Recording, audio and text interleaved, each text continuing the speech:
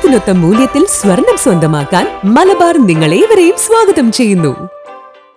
ഉത്സവപ്പറമ്പുകളിൽ robotic കരിങ്കാളിയും പള്ളിവാളും കാൽച്ചിലമ്പും ചെണ്ടമേളത്തിന്റെ അകമ്പടിയോടെയുള്ള നൃത്ത ചുവടുകളുമായാണ് robotic Karinkali പൂരപ്പറമ്പുകളിൽ ഇടം പിടിക്കുന്നത്.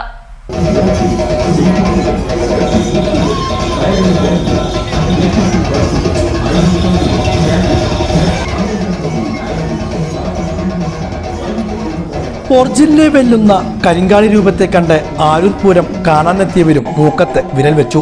ചരിത്രത്തിൽ ആദ്യമായാണ് ഉത്സവപ്പറമ്പുകളിൽ ഇത്തരത്തിലൊരു റോബോട്ടിക് കരിങ്കാളി എത്തുന്നത്. ഉത്സവപ്പറമ്പുകളിലെ എഴുന്നള്ളിപ്പിന് റോബോട്ടിക് ആനകൾ ഈ അടുത്ത കാലത്ത് ട്രെൻഡായി മാറിയിരുന്നുവെങ്കിലും കരിങ്കാളി എത്തുന്നത് ആദ്യമായാണ്. തൃത്താല ആലൂർ ചാമുണ്ടിക്കാവ് ബോധിക്ഷേത്ര ഉത്സവത്തിനാണ് ആഘോഷ കമ്മിറ്റി റോബോട്ടിക് കരിങ്കാളിയെ ഇറക്കിയത്. കാൽച്ചിലമ്പും അരമണിയും കൈത്തോളയും തലയിൽ കുരുത്തോല കിരീടവുമായി മനുഷ്യർ വേഷമിടുന്ന ഒറിജിനൽ കരിങ്കാളിയെ വെല്ലുന്നതാണ് ആലൂരിലെത്തിയ റോബോട്ടിക് കരിങ്കാളി. എടപ്പാൾ കോട്ടൂർ സ്വദേശി രജീഷാണ് റോബോട്ടിക് കരിങ്കാളിയെ അതിവിദഗ്ധമായി നിർമ്മിച്ചത്. സ്പോഞ്ച്, തുണി, പ്ലാസ്റ്റിക് പാത്രങ്ങൾ തുടങ്ങി വിവിധ പാഴ്വസ്തുക്കളാണ് രജീഷിന്റെ കരവിരുതിൽ ജീവൻ തുളുമ്പുന്ന കരിങ്കാളിയായി മാറിയത്.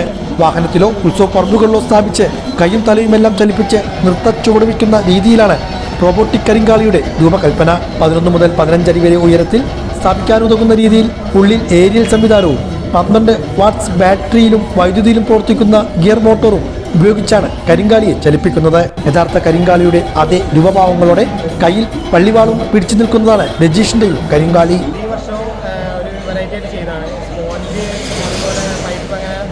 വസ്തുക്കളും പിന്നെ നമ്മൾ സാധാരണ സാധനങ്ങളൊക്കെ വെച്ചിട്ടുണ്ടാക്കിയതാണ്.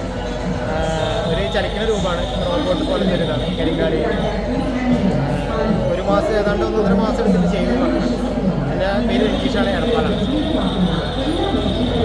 പറയ സമുദായത്തിൽപ്പെട്ടവർ വേഷം കെട്ടുന്ന ഒരു അനുഷ്ഠാന കലാരൂപമാണ് കരിങ്കാളി. തെക്കേ മലബാർ മേഖലയിലുള്ള കാവുകളിലെയും അമ്പലങ്ങളിലെയും പൂരങ്ങളോടും വേലകളോടും അനുബന്ധിച്ചാണ് കരിങ്കാളി സാധാരണ കണ്ടുവരുന്നത്.